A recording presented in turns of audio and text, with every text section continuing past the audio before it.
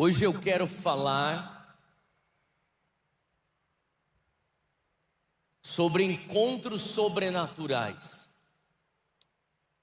Quantos aqui creem que Deus tem um encontro sobrenatural para você? Eu tanto acredito em encontros sobrenaturais que eu acredito que um encontro é suficiente para mudar o teu destino. Você acredita nisso? Um encontro é suficiente para mudar o teu destino.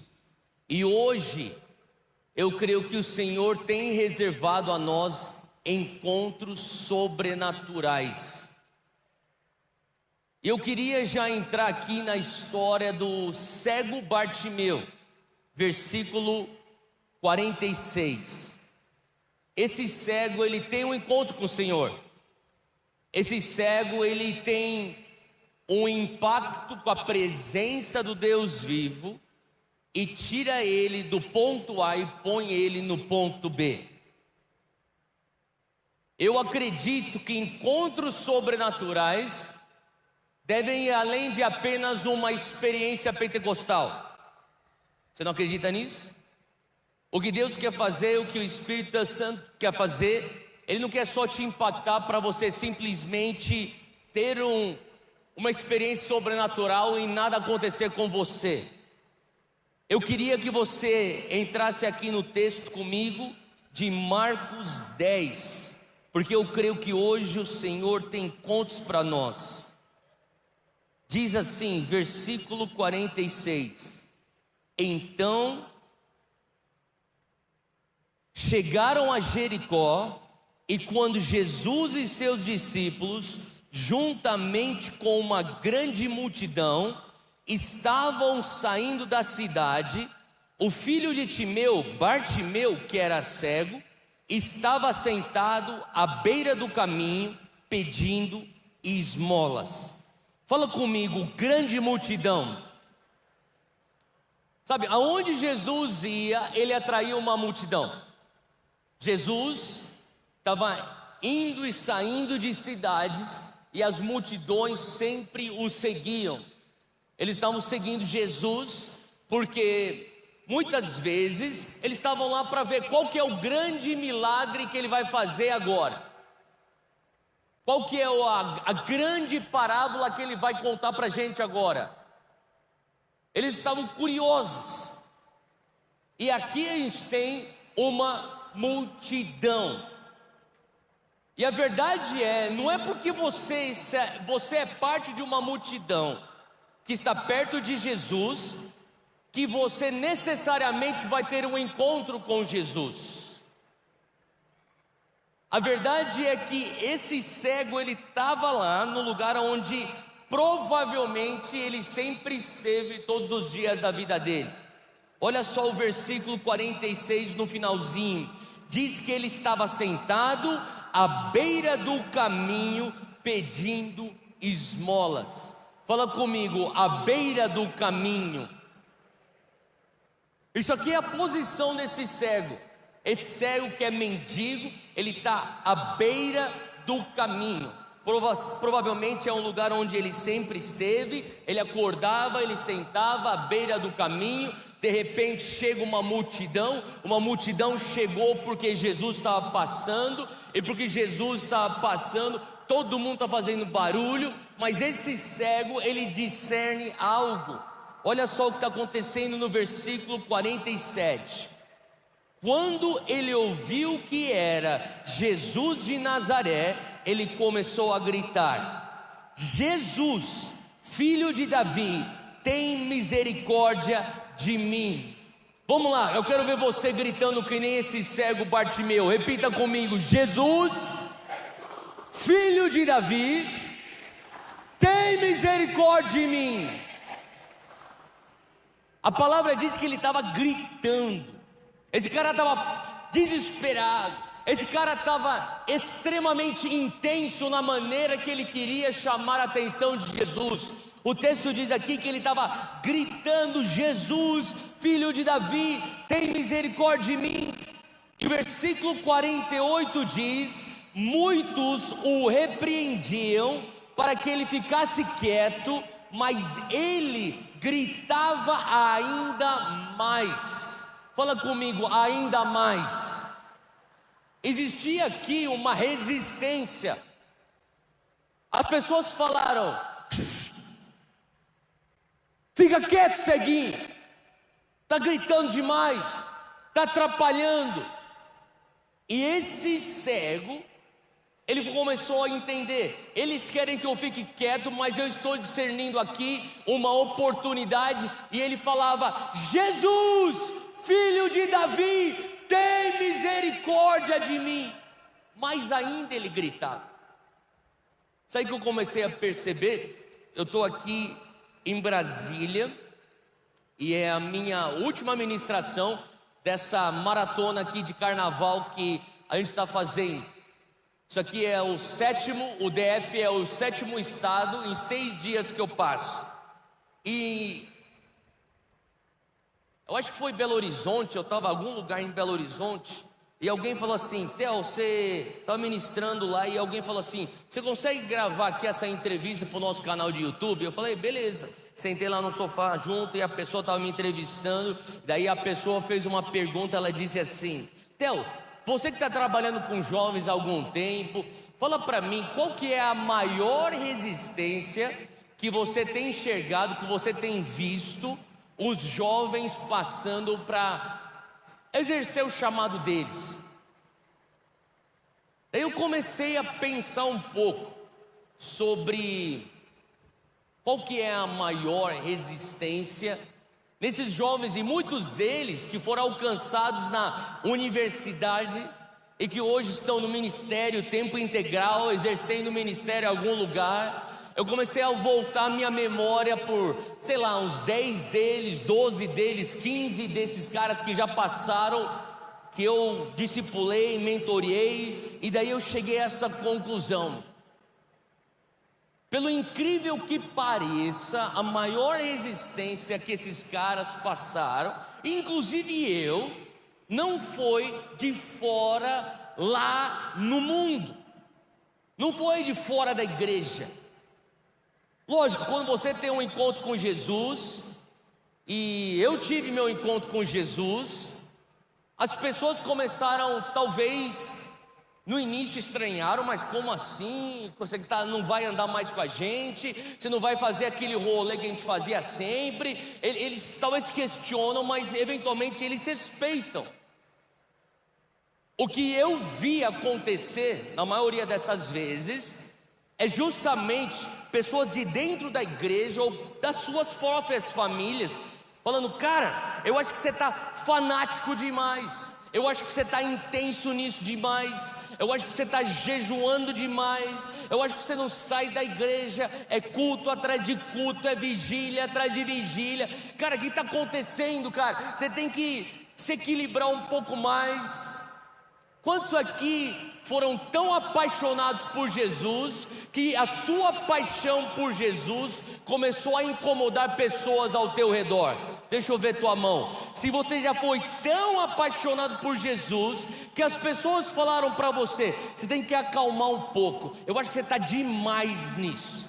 E deixa eu te dizer uma coisa: no versículo que a gente acabou de ler, esse cego, ele está tão desesperado por Deus, por Jesus, que as pessoas estão repreendendo ele, estão falando: cala a boca. Eles estão incomodados com o fato que esse cego está berrando, que esse cara está gritando, que esse cara está talvez perturbando o ambiente deles. E assim como me foi perguntado essa vez lá em Belo Horizonte, 3 noites atrás, qual que é essa resistência que você tem visto? Eu respondi, eu falei: infelizmente tem sido de cristãos que falam para pessoas que estão apaixonadas por Jesus: você não precisa ser tão radical assim, você não precisa ser tão focado assim, você está um pouco obcecado, você parece um obstinado, você precisa se equilibrar. E eu comecei a ver que quase todas as vezes Essas pessoas falavam isso não porque elas tinham preocupação pela saúde emocional daquele jovem apaixonado por Jesus, não porque elas realmente queriam que esse jovem que estava intenso se equilibrasse. Eles não estavam nem aí para isso. Na verdade quando você está tão apaixonado por Jesus, quando você está pegando fogo por Jesus, de tal maneira que as pessoas que nem fizeram com o cego estão te repreendendo, ou tentando te abafar, ou tentando te calar, na verdade é porque você está tão pegando fogo por Jesus, que fica óbvio o contraste que eles estão mornos. Faz sentido? Cara, fica mais calmo aí, pega leve, porque fica feio para mim, cara. É melhor você ficar mais de boa, porque senão você sobressai demais. Cara, vamos todo mundo viver esse cristianismo piloto automático. Fala para quem está do teu lado: Jesus não morreu para mim, para eu simplesmente viver um cristianismo morno e no piloto automático. Você acredita nisso? Esses caras estavam resistindo, só que ele grita ainda mais. Que louco isso! Ainda mais ele grita, e ele fica desesperado. Acompanha comigo aí no versículo 49. Depois ele está gritando tanto, olha só que doido. Jesus parou e diz: chamem-no. E chamaram o cego. Ânimo, levante-se, ele o está chamando. Olha que coisa mais maluca.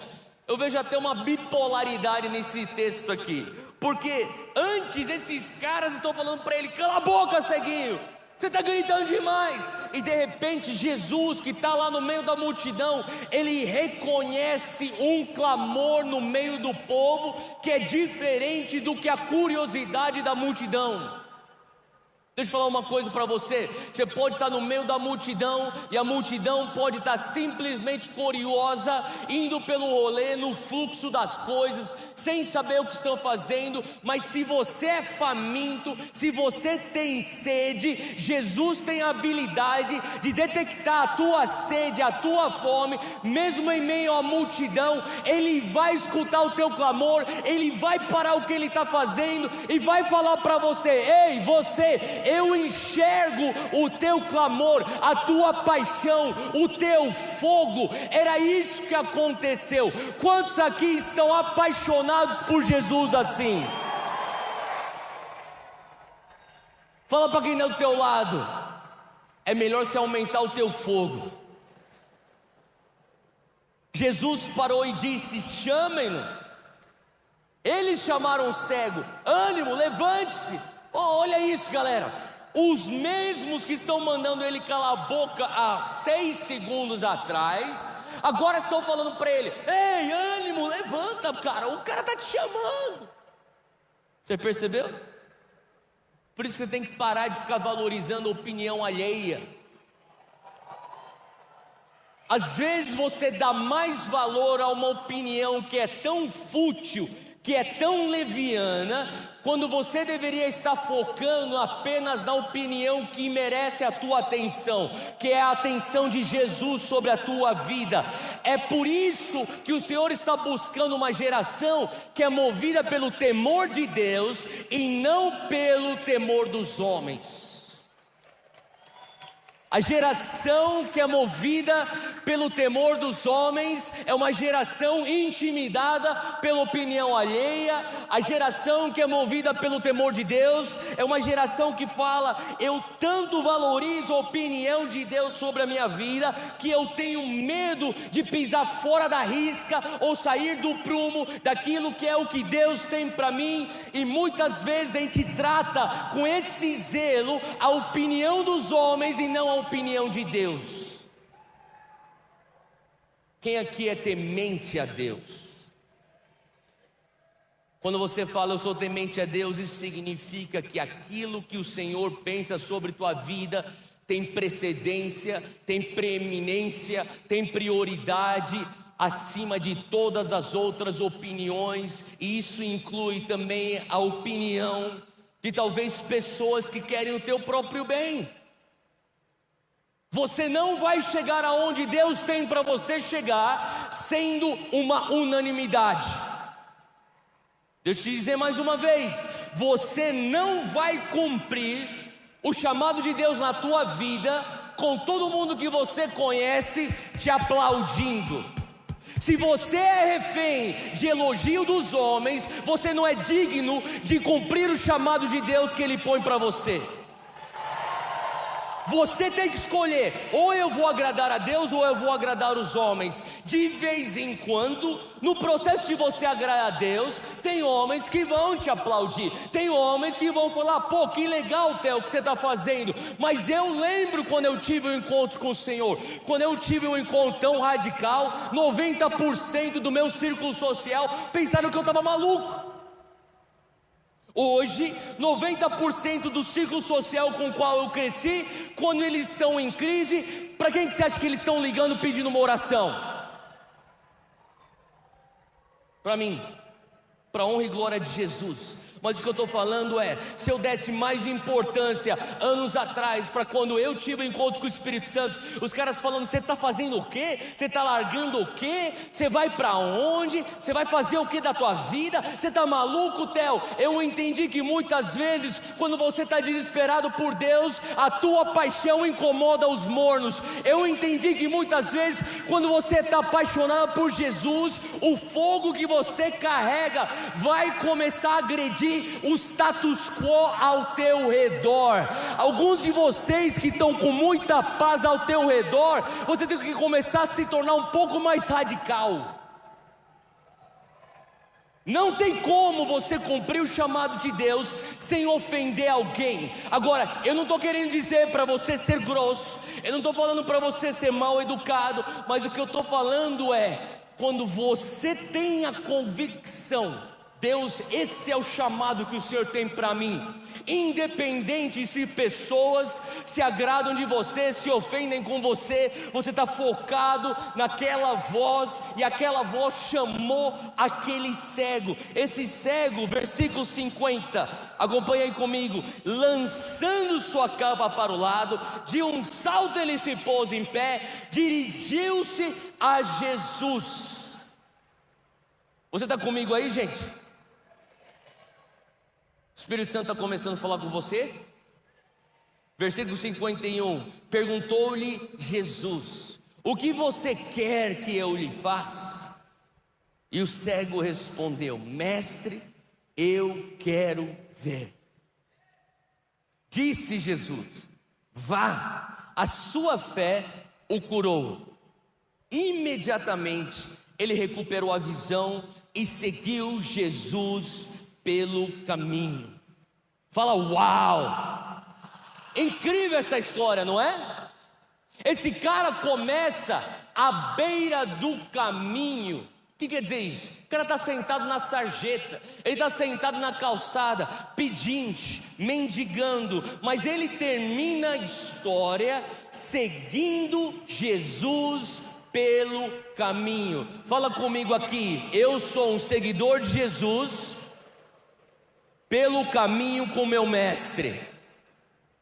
Sabe, um encontro com Deus, um encontro com o poder sobrenatural do Espírito Santo, deveria nos tirar de um ponto A e nos levar para um ponto B. Por isso que se em 2023 você não está numa glória maior do que a glória de 2022, tem alguma coisa errada com o teu cristianismo. Porque a vida do crente é de glória em glória. Fala para quem está do teu lado: eu estou indo de glória em glória. Fala assim: se você conseguir, me acompanha. Quem aqui está pronto para sair do ponto A e ir para o ponto B? Eu não estou falando: eu não conhecia Jesus, agora eu conheço Jesus. Esse é o início. Mas depois que você conhece Jesus, o Senhor está querendo gerar em nós uma indignação santa, que nos leva a ser apaixonados, desesperados, aqueles que estão clamando: Deus, eu estou aqui, eu sei que tem uma multidão de crentes no Brasil, 70 milhões deles, mas no meio da multidão o meu clamor é genuíno. Ei, filho de Davi, tem misericórdia de mim. Quem aqui pode dizer isso comigo? Filho de Davi, tem misericórdia de mim. Sabe, o Senhor quer resgatar um clamor, uma paixão no coração de uma geração. Tem certas coisas que é só Jesus mesmo que vai fazendo na nossa nação. Você acredita nisso? E aqui esse homem, ele sai da beira do caminho e termina a história pelo caminho. Agora, eu sei que a gente acabou de ler esse texto é incrível, esse milagre é, impressionante, mas eu queria pontuar aqui com vocês alguns detalhes dessa história, para você que quer ter um encontro sobrenatural com o Espírito Santo, que vai te tirar da beira do caminho e te pôr pelo caminho. Quantos aqui querem ter esse encontro hoje? Então acompanha comigo. A primeira coisa que eu vejo nesse texto, se você estiver anotando, anota isso aí. Fala comigo: desespero. O Senhor procura uma geração desesperada por Ele, não uma geração que simplesmente está falando: eu tenho vontade de buscar Deus. Não, isso aí não é suficiente. O Senhor está procurando uma geração que é desesperada por Ele. Quem aqui está desesperado por Deus? Não, eu estou perguntando de verdade. Quem aqui está desesperado por Deus? Se tem uma oração que eu faço frequentemente é: Deus, não me permita ficar confortável. Deus, eu não quero estar num lugar onde eu simplesmente estou num piloto automático, onde eu simplesmente estou morno, que eu não estou pecando, mas também não estou fazendo nada demais. Deus, eu quero estar desesperado por Ti. Alimenta a minha fome por Ti. Sabe o que eu percebi? Que até para ter fome de Deus, eu preciso de Deus. Você sabia disso? Eu não consigo gerar fome. Sei lá, você vai para o teu quartinho de oração, você vai lá para o teu canto, lá na tua casa, onde você tem que ter um momento com Deus, e você chega lá e você faz... Você não consegue fabricar fome através do teu esforço. Eu tenho clamado a Deus, e eu comecei a entender que até para ter fome por Deus, eu dependo de Deus. Quantos querem ter fome por Deus? Deixa eu te falar, você que está com tua mão levantada, ore: Deus, me dá mais fome. Todo dia começa a falar: Deus, me tira da zona de conforto. Deus, gera em mim uma indignação santa. Deus, gera em mim um desespero por Ti. Eu lembro uma vez que, quando eu morava fora do Brasil, eu tinha um amigo meu que ele trabalhava junto com um evangelista, um dos maiores evangelistas que já passou nessa terra. É um alemão chamado Reinhard Bonnke. Alguém já ouviu falar de Reinhard Bonnke aqui? Levanta a mão, tá bom. Se você sabe quem é esse homem, ele levou milhões e milhões e milhões de pessoas para Jesus. Fazia cruzadas na África de 2, 3 milhões em uma só noite. E esse cara, ele levava uma equipe dele, e lá eles oravam por milagres, eles tinham curas e libertação, apresentavam o evangelho, cruzadas de milagres. E o meu amigo, ele ia com Reinhard Bonnke, ele era da equipe dele, e eu lembro que ele voltava das viagens, ele me ligava, ele falava assim: Theo, voltei da minha viagem com o Reinhard Bonnke, a gente foi para Uganda, a gente foi para Zâmbia, a gente foi para qualquer país na África, os caras estavam em tudo quanto é canto. E daí eu sentava, a gente marcava para a gente ter um jantar, para a gente trocar ideia. E quando eu sentava, ele começava a contar: cara, daí eu orei, cara, e daí aquela pessoa que estava cega, mano, eu impus as mãos, pum, o cego viu. Eu falava: uau, cara, que incrível. Daí ele falou assim: daí eles trouxeram uma menina, cara, que estava na cadeira de rodas. Desde que ela nasceu, ela nunca andou. 12 anos de idade, a gente orou, cara, ela saiu da cadeira de rodas. Uau, eu ficava assim. Daí a gente orou por uma pessoa que era surda, e ela teve os ouvidos abertos. Daí eu falei: legal. Daí ele saiu para uma outra viagem. Daí quando ele voltou, ele me ligou: Theo, vamos sentar aí para comer, cara, eu quero te contar como foi a viagem. Eu falei: beleza, então vamos sentar. Marcamos no restaurante, mesma história. Pô, cara, eu tava orando, cara, aí tinha um cara que tinha um braço ressequido, e pá, a gente orou, o braço começou a voltar, e daí ele começava a contar dos milagres, cara, e daí eu ficava escutando aqueles milagres. Daí chegou uma hora, que eu sou bem amigo dele, tenho essa intimidade, eu cheguei e falei assim: cala a boca, Abner. Ele ficou me olhando, eu falei: cala a boca, cara, não quero escutar mais.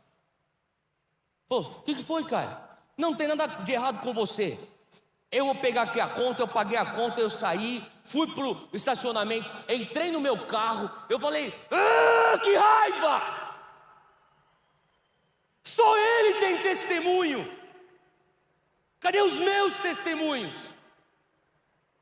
Eu comecei a ficar desesperado, comecei a ficar indignado. Deus, por que o Senhor só está usando ele? Por que o Senhor não me usa? Eu preciso ver isso aí. Só Ele está vendo o Senhor usar os milagres, o poder sobrenatural. Eu quero ser usado por Ti também. Aí sabe o que o Senhor falou comigo? Você não merece um púlpito se você não consegue fazer da rua o teu púlpito.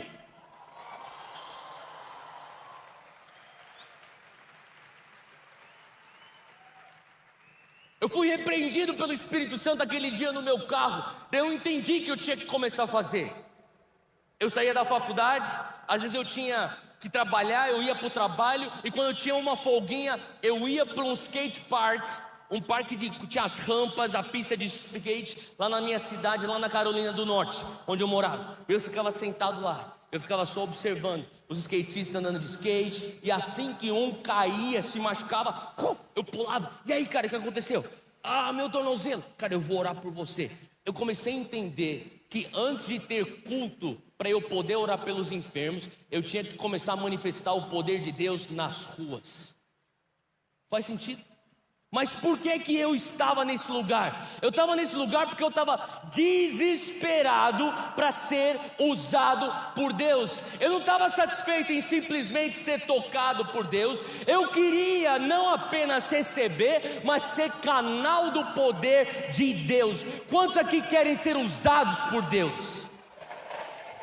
A palavra de Deus diz que os sinais acompanham os que crerem. Quem aqui é crente? A palavra não diz os sinais vão acompanhar os pastores. A palavra também não diz os sinais vão acompanhar os bispos. Se você é crente, que nem eu sou crente, os sinais devem nos acompanhar. O Senhor quer te usar para curar enfermos fora do culto.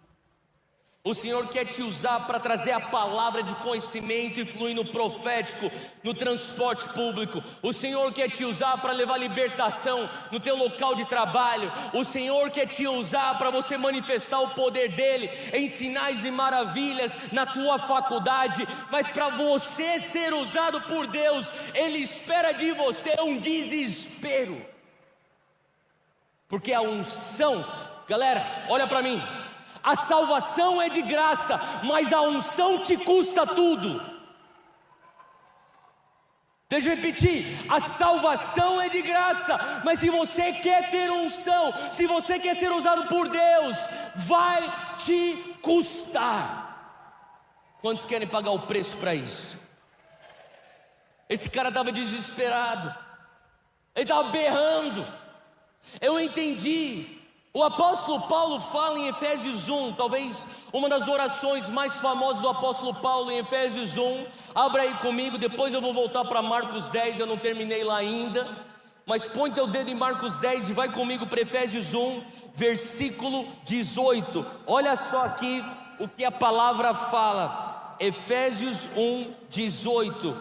Paulo ora isso para a igreja de Éfeso. Ele diz: eu oro também para que os olhos do coração de vocês sejam iluminados. Fala comigo, os olhos do meu coração. Ele está falando aqui de visão espiritual. Ele diz: se você tiver os olhos do teu coração abertos, se você tiver uma visão espiritual aberta, ele diz, a fim de que vocês conheçam a esperança para a qual ele os chamou. Fala comigo, esperança. As riquezas da gloriosa herança dele nos santos. Fala comigo, herança. E a incomparável grandeza do seu poder para conosco. Fala comigo, poder. Sabe o que ele está dizendo aqui? Se você tiver os olhos do teu coração abertos, se você tiver visão espiritual, você vai começar a entender a esperança, a herança, o poder que está à disposição daqueles que são chamados nele. E quando você começa a enxergar aquilo começa então a ser o combustível para a tua fome espiritual. Fala comigo, os olhos do meu coração, quando eles forem abertos, serão um combustível para a minha fome espiritual. Você crê nisso? Quando você começa a enxergar o mundo espiritual, quando você conhece os mistérios espirituais, as coisas dessa terra começam a perder seu brilho. Eu não sou contra você ter coisas boas nessa terra. O que eu quero te dizer é que você não vai levar nada delas daqui. Você pode ter o carro dos teus sonhos, você não vai levar ele daqui. O que adianta os milhões e os bilhões dos bilionários brasileiros para tentarem parar as chuvas e as enxurradas no litoral norte de São Paulo que aconteceu 2 dias atrás?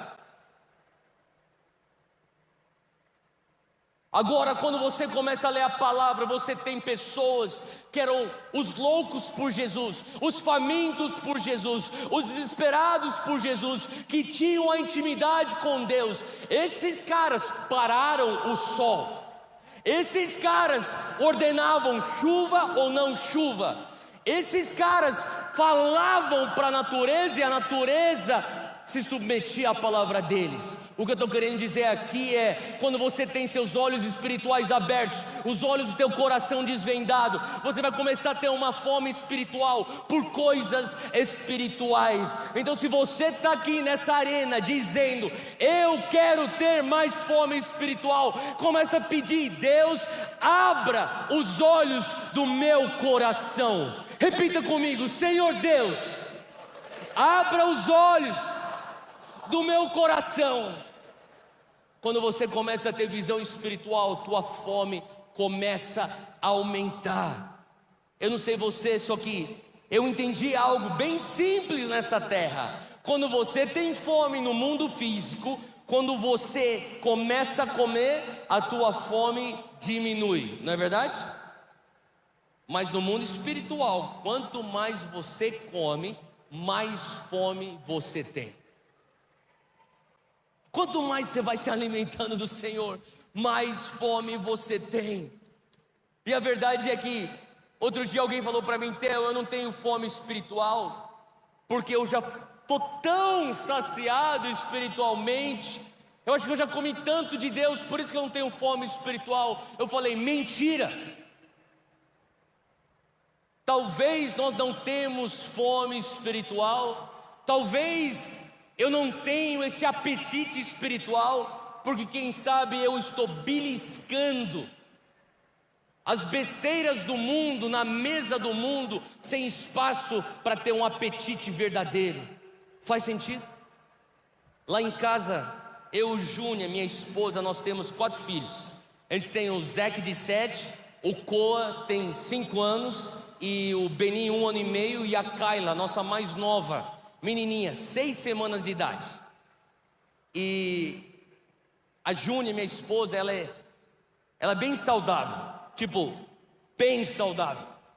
E às vezes ela pega no meu pé, na minha alimentação, ela pega no pé dos meninos. Na verdade lá em casa ela é bem regrada na alimentação. E lá não tem junk food. Sabe o que é junk food? Salgadinho, fritura, coxinha, refrigerante. Daí mês passado foi o aniversário do meu mais velho. eu cheguei e falei assim para ele: Zeca, o que você quer de aniversário? O que você quer que o papai te compre de presente de aniversário? Daí ele olhou assim para o lado, viu se tinha alguém perto, olhou para mim e falou assim: papai, eu quero Coca-Cola.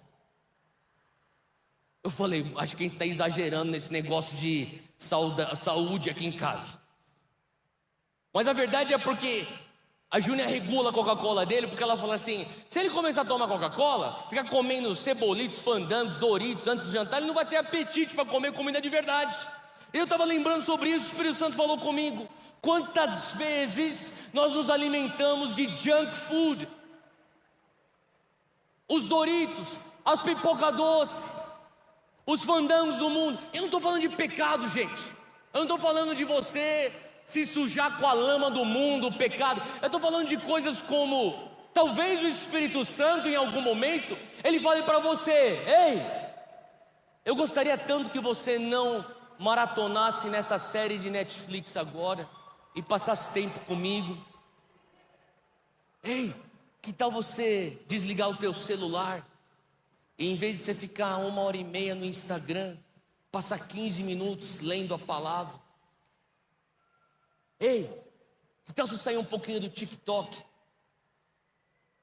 e talvez entrar e começa a orar em língua, só 5 minutos, vê o que isso acontece, o que gera no teu espírito. Quem pode dizer amém para isso aí? É errado, Theo, eu assisti uma série Netflix. Não estou nem falando que é pecado. O que eu estou falando para você é que às vezes essas coisas começam a anestesiar a tua fome por algo mais alto. Eu assisto Netflix, eu tenho redes sociais, não é isso que eu estou falando. O que eu estou falando é: seja sensível ao Espírito Santo quando Ele diz para você: ei, eu queria que você passasse um tempo só eu e você. Se o Espírito Santo falar isso para você, que Ele vem encontrar em nós uma geração que diz: eu largo tudo e eu me tranco para escutar do Senhor. Sabe, talvez você está seguindo aí nas redes sociais uma reunião que eles estão falando que ainda não terminou e começou no dia 8 de fevereiro, lá em Kentucky, numa universidade chamada Asbury. Alguém já viu isso nas redes sociais? Eu tenho 2 líderes do Dunamis que estavam lá perto estudando, e eles falaram: Theo, eu acho que eu vou lá dar uma olhada lá, vou passar lá. E eles foram lá, e quando eles voltaram, eu perguntei para eles: e aí, cara, como é que foi lá? Você pegou um culto lá? Você pegou um momento lá? Eles falaram: sim, a gente pegou. E daí um deles falou algo que me marcou muito. Ele falou: Theo, eu fiquei lá adorando o Senhor por umas 5 horas. Quando eu saí, parecia que eram 20 minutos. Sabe, tem momentos que o Espírito Santo ele está se movendo, ele está te chamando para o secreto. E para a gente fala assim: nossa, que sacrifício. Mas se você consegue se pôr naquele lugar, aquele tempo com Ele é tão intenso, Ele vai depositar tantas coisas com você. Até hoje eu nunca vi alguém que entrou no jejum de verdade, numa busca de verdade, e terminou aquela temporada e falou: não valeu a pena. Eu sei que para começar tem resistência, para começar às vezes é uma briga, é uma luta, é uma guerra, mas eu digo para você, uma vez que você começa nessa busca, quando você termina esse teu propósito, tem algo dentro de você que diz: eu quero mais. Porque quanto mais você come das coisas do Espírito, mais fome você tem pelas coisas do Espírito. Quem pode dizer amém para isso? A primeira coisa que eu vejo aqui é um desespero por Deus. Deus está querendo levantar uma geração que está desesperada por Ele. Agora o versículo 50 diz algo bem forte. Ele diz que, lançando sua capa para o lado, de um salto ele se pôs em pé e dirigiu-se a Jesus. Olha que coisa doida. O ceguinho, ele estava na sarjeta sentado, e de repente os caras falam: ânimo, levante, Jesus está te chamando. O cara pula, fica de pé, ele joga a capa dele e ele está indo na direção de Jesus. Agora presta atenção aqui, Marcos, dos 4 evangelhos, é o evangelho mais curto. E quando Marcos escreve esse evangelho, ele é extremamente objetivo. Marcos escreve pondo detalhes, porque esses detalhes importam, não simplesmente porque ele está pondo qualquer informação lá, não, detalhes importantes. Então ele não poria esse detalhe aqui, que ele lança a sua capa de lado, pula e vai na direção de Jesus, se aquilo não fosse importante. E tem um fato curioso daquela época, que os sacerdotes, eles não eram apenas líderes religiosos. Os sacerdotes naquela época, eles também eram líderes sanitários, mais ou menos médicos. Então eles tinham uma autoridade sanitária na comunidade.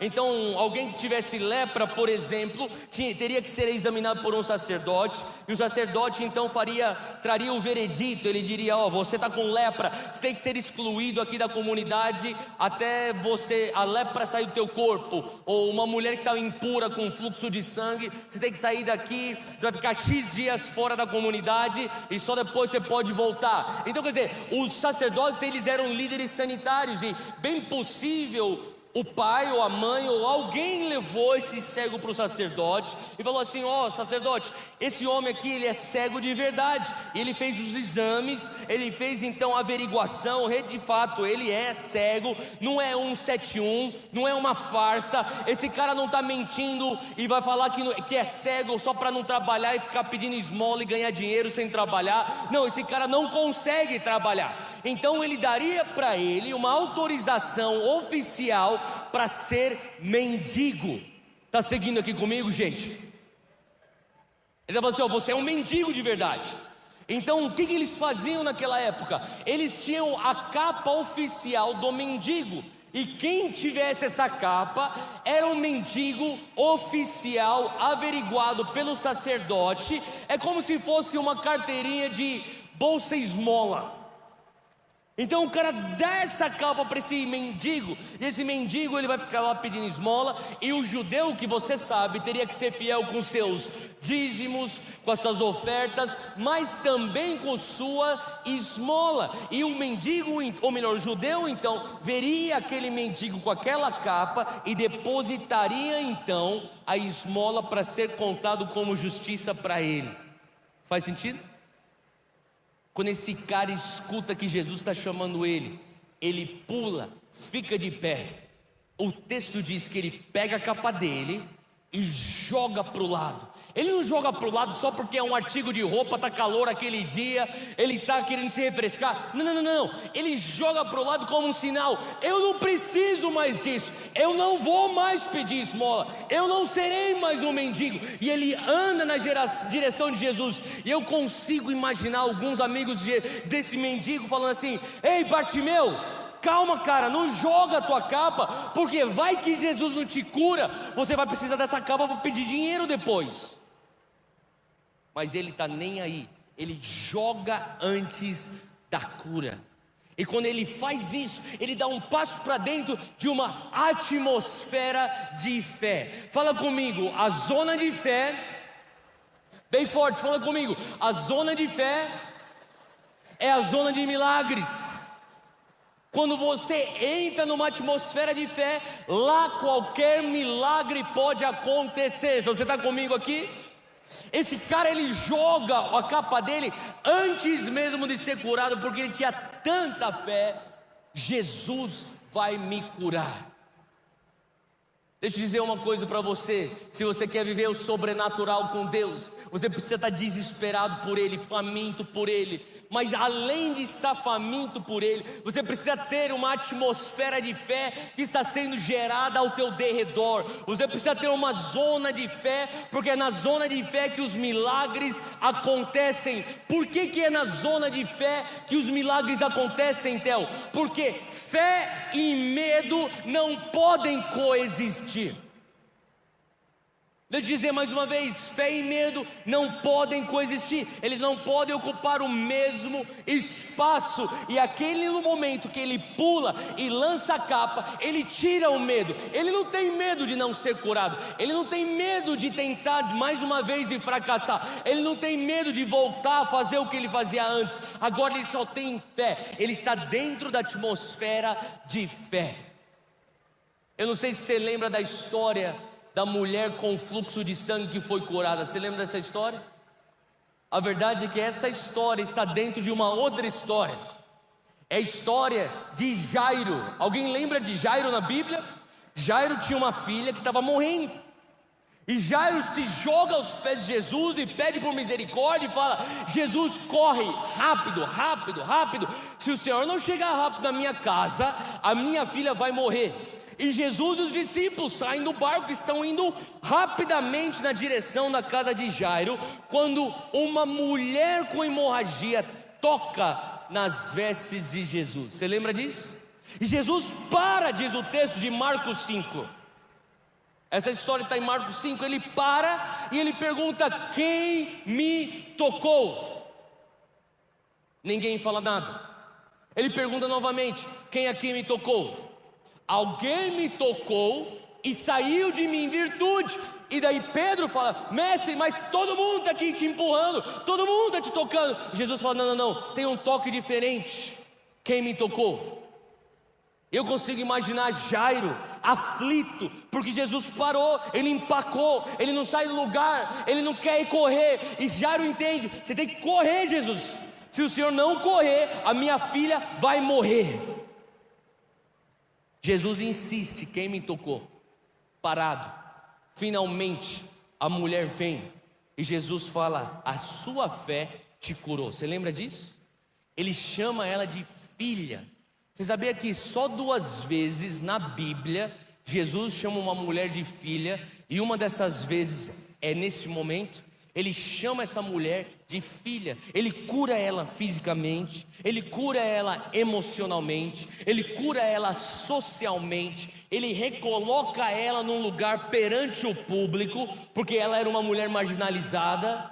E quando ele está terminando de fazer isso, abre aí comigo Marcos 5, rapidinho, daí a gente vai voltar para Marcos 10. Mas em Marcos 5, versículo 35 diz que enquanto Jesus ainda estava falando, alguns da casa de Jairo chegaram e disseram a Jairo: a tua filha está morta, por que amolas o rabi?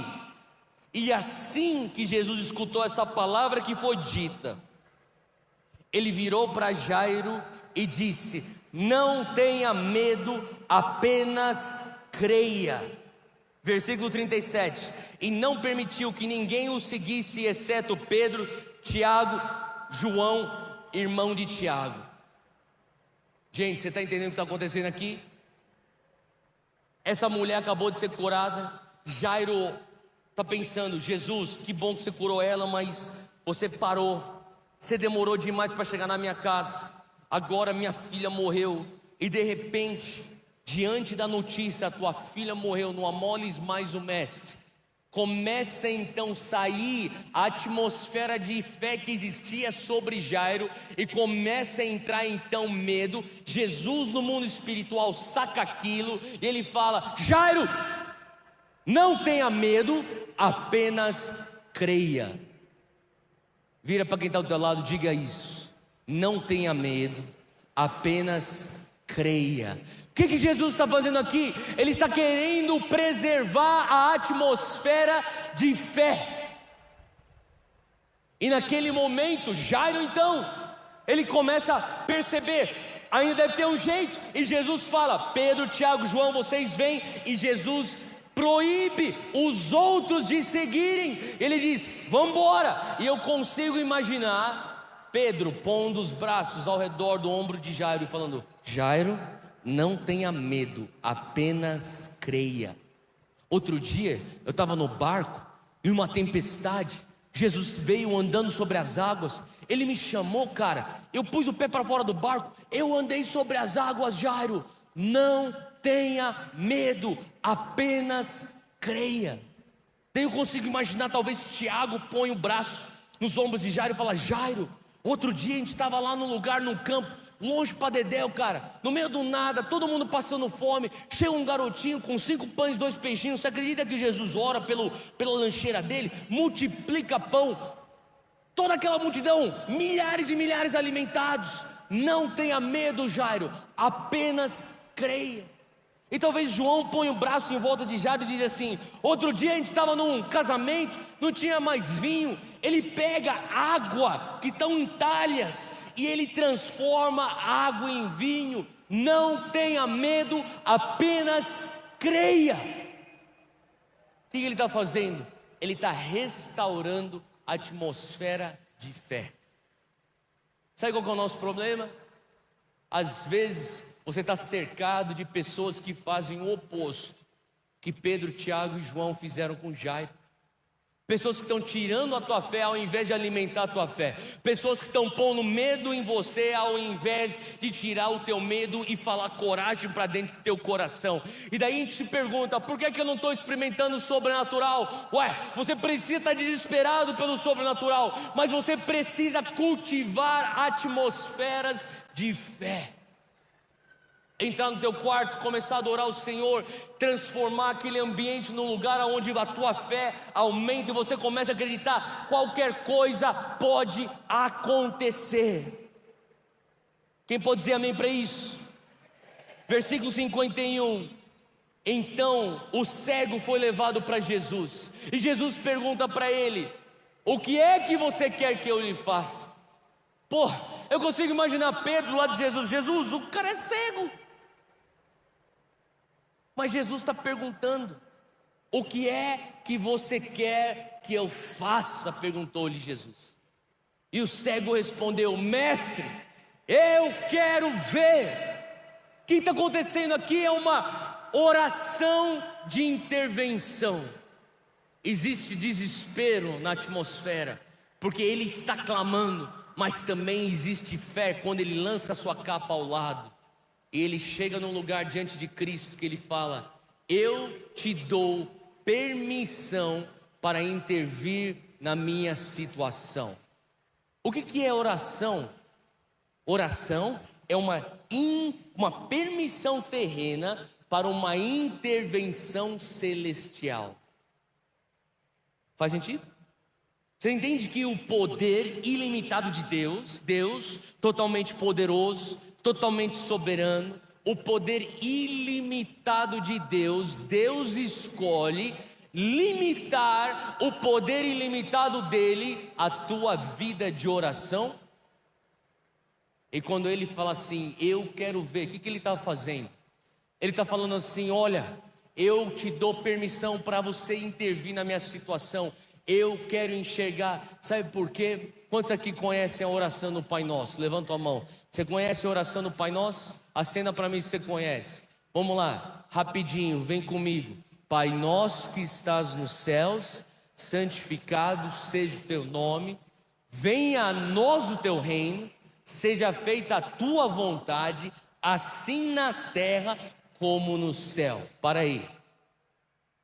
Isso é a espinha dorsal de todas as suas orações. Quando você está clamando por cura, você está falando: no céu existe saúde, aqui na terra eu não tenho saúde, seja feito aqui na terra como é no céu. Quando você clama por provisão, você está falando: no céu não existe escassez, aqui na terra eu tenho escassez. Traz a abundância do céu aqui na terra como já é lá. Quando você está precisando de paz na tua família, porque o pau está quebrando lá dentro, é um pé de guerra, é uma gritaria, e você fala: Deus, eu não aguento mais. O que você está dizendo? Pai, no céu não tem gritaria, não tem contenda, não tem confusão. Traz a paz que está no céu aqui dentro da minha casa, assim na minha casa como é no céu. Você percebe que tudo que você ora tem a espinha dorsal da oração do Pai Nosso? Quando o cego chega para Jesus, ele está orando isso. Jesus convida ele com uma pergunta: o que é que você quer que eu lhe faça? O cego fala: eu quero ver. E imediatamente a vista dele foi recuperada. Imediatamente ele foi curado. Versículo 52, segue aí comigo. E o texto diz aí: e ele seguiu Jesus pelo caminho. Fala comigo: Senhor Deus, me tira da beira do caminho e me faz seguir o Senhor pelo caminho. Agora presta atenção nisso. Plano de ação. Plano de ação. Todos nós temos um plano de ação. E o que é esse plano de ação? Fala comigo: eu tenho um próximo passo. Eu não sei qual que é o teu próximo passo, mas aquele cego sabia qual que era o próximo passo.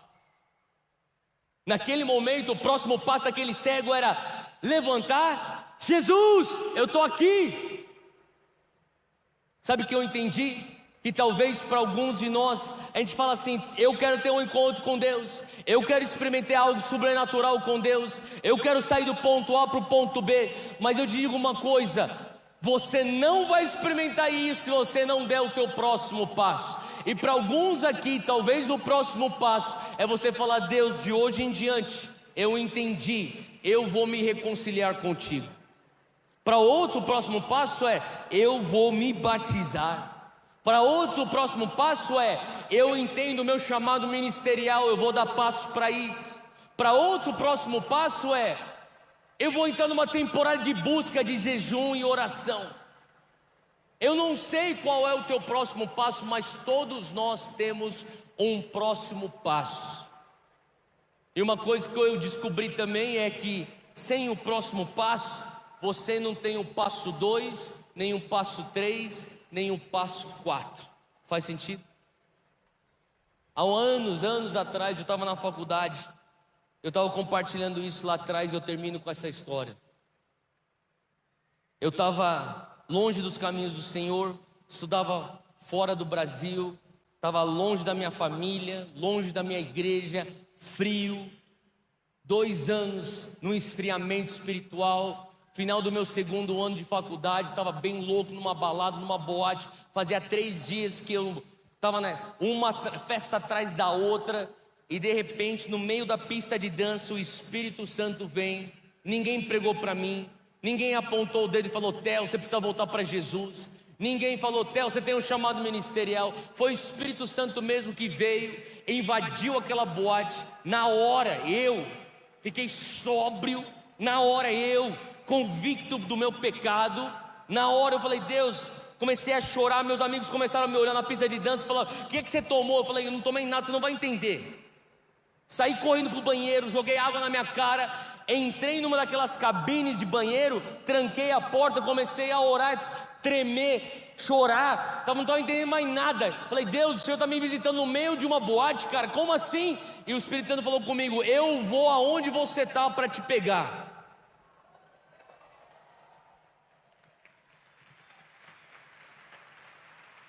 Naquele dia eu fui encontrado pelo poder sobrenatural de Deus. Eu falei: Deus, eu entendi, então eu te sigo, mas eu digo sim, mas eu quero viver uma aventura contigo. Naquela noite, quando eu saí daquela balada, eu escutei uma voz dentro do meu peito, e a voz falou o nome de algo que eu nunca escutei antes na minha vida. Falou YWAM, que é Jocum em inglês. Ninguém nunca tinha me falado de Jocum. Ninguém nunca tinha me explicado que é uma organização que forma jovens como missionários. Nada disso. Eu escutei aquela frase, aquela voz, aquele nome. Eu fui para o apartamento do meu amigo, estava hospedado lá. Eu botei no computador no Google naquela mesma noite. Eu digitei lá na hora. Apareceu um site. Eu comecei a ler sobre o que era essa organização missionária. Cliquei no botão e falei: eu quero ser um missionário. Preenchi o formulário e mandei. 4 meses depois eu estou lá sendo treinado para ser enviado para uma missão. 3 meses depois da minha missão, eu estou nas Filipinas, numa favela em Manila, jogando sinuca com um maluco chamado Rambo. Te juro. O Rambo tá lá e eu tô jogando sinuca com um cara no meio de uma favela, e atrás do Rambo tá todos a quadrilha dele. Mais tarde eu fui descobrir que Rambo era o traficante daquela favela. Fiquei amigo do Rambo. Por 2 meses eu ia lá quase todo dia jogar sinuca com ele. Comecei a falar pro Rambo sobre o meu amigo chamado Jesus.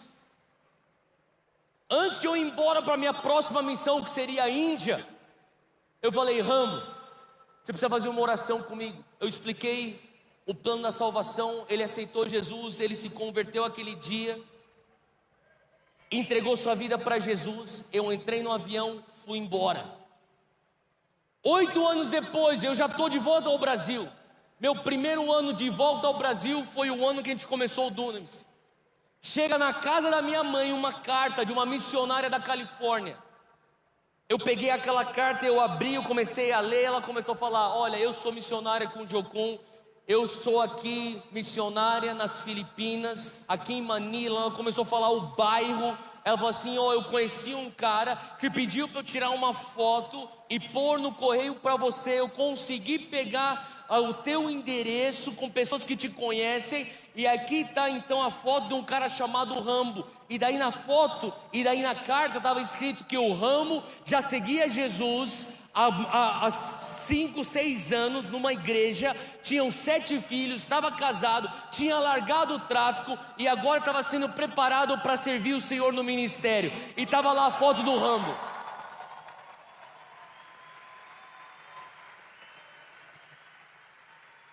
Sabe o que eu entendi? Que tudo começou naquela boate. Porque sem o passo 1, não ia ter o passo 2 de ser treinado para missões. Não ia ter o passo 3 de ser enviado para as Filipinas. Não ia ter o passo 4 de evangelizar o Rambo. Não ia ter o passo 5 de receber uma carta que sim, de fato, o Rambo tinha largado o tráfico e estava servindo a Jesus. Eu não sei qual que é o teu passo 1 hoje, mas sem esse passo 1, você não tem um passo 2. Então agora eu quero pedir para você fechar a tua Bíblia. Eu quero pedir para você guardar o teu caderno. E eu quero orar com você. Porque eu creio que hoje à noite, ou hoje à tarde, pode ficar sentado. Eu quero orar com você sentado. Pode sentar. Eu só quero pedir para você se aquietar. Guarda o teu caderno. Se você estava anotando no celular, desliga. Feche os teus olhos. E foca no Espírito Santo.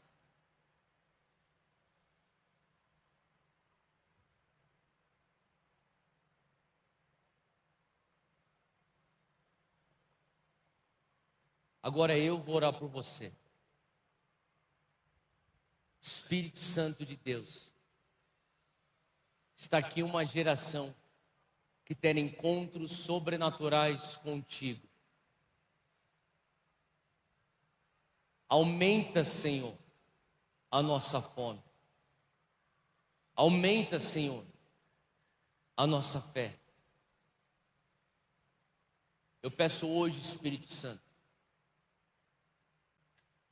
que o Senhor venha nos tocar.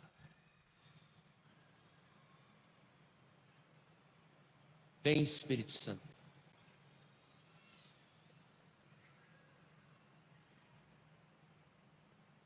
Espera, Ele vai te tocar. Pai, eis aqui uma geração que quer dar passos para dentro do chamado que o Senhor nos chama. Vem, Senhor Deus. Vem com teu fogo, vem com teu poder, gera uma indignação santa em nossos corações, gera fome, gera, Senhor Deus, em nossos corações um anseio de ser usado por Ti. E hoje nós estamos prontos para dar um passo na tua direção. E nós precisamos do teu toque. Assim como Bartimeu teve um encontro e um contato contigo. Hoje, Senhor Deus, estamos abertos. Fala conosco, toca-nos, nos impacta. Espírito Santo de Deus, vem. Só receba. Só receba. Mais, Senhor. Vem com teu fogo. Vem com teu sopro. Vem com teu poder. Marca-nos hoje. Que hoje venha a ser uma tarde onde corações sejam marcados. Mas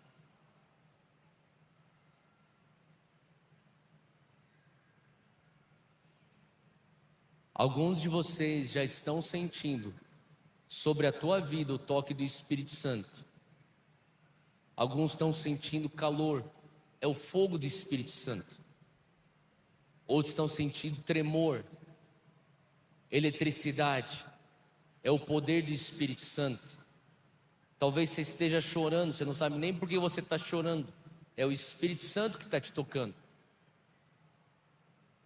Se você está sentindo isso no teu corpo, como um sinal de reconhecimento daquilo que o Espírito Santo está fazendo, só fique de pé onde você está.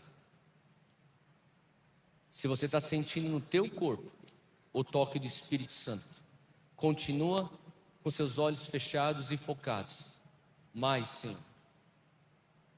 Mais, Senhor.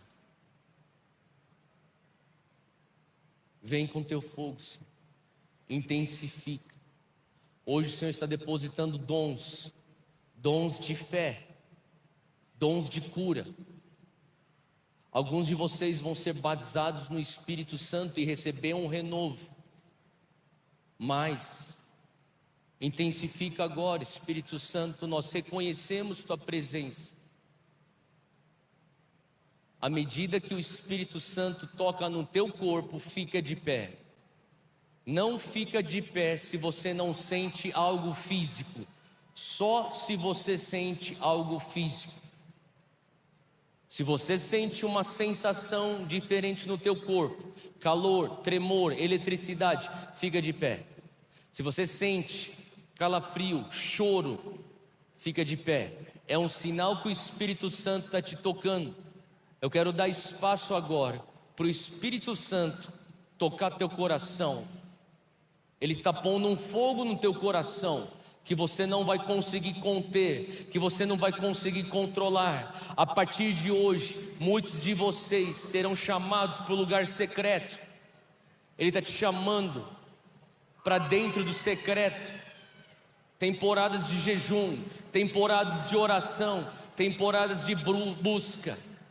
O fogo do Espírito Santo está vindo, queimando vícios. O fogo do Espírito Santo está vindo agora, queimando pensamentos de suicídio. O fogo do Espírito Santo está vindo agora, queimando pecado escondido. Mais Espírito Santo, o fogo do Espírito Santo está vindo, renovando paixão, renovando o primeiro amor. Eu peço agora, Senhor, que o Senhor intensifique a tua presença aqui. Mais fogo, mais fogo, mais fogo, mais fogo. Mais.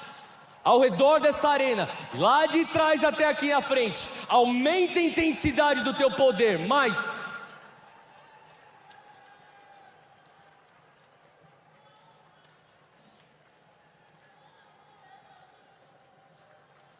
fogo, mais fogo, mais fogo.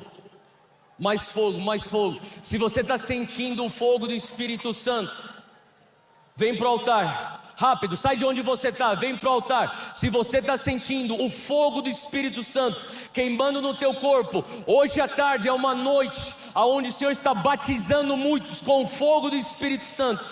Eu não quero saber o que aconteceu no teu passado. Agora é o momento de você falar: Deus, me queima, faça de mim uma labareda, uma tocha viva. Se você não consegue chegar no altar, se ajoelha aí no corredor mesmo.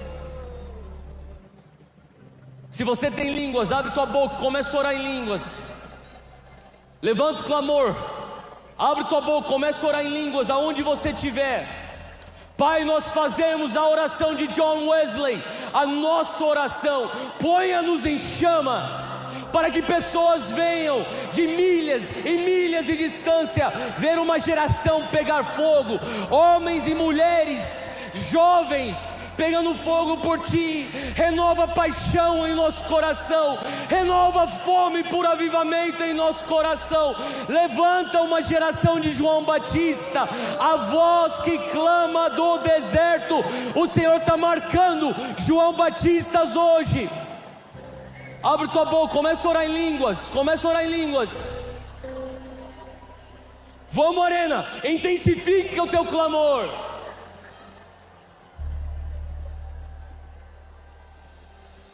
Mais fogo, vem Espírito Santo.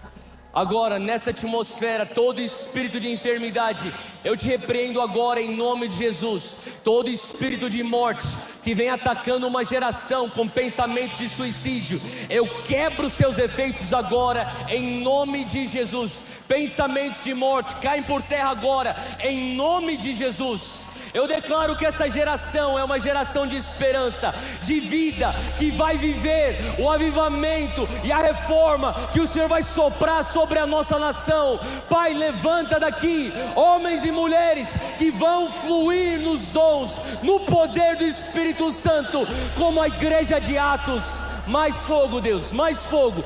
Queima, Senhor, uma geração com o teu fogo. Continua clamando, continua orando em línguas, não para, não para.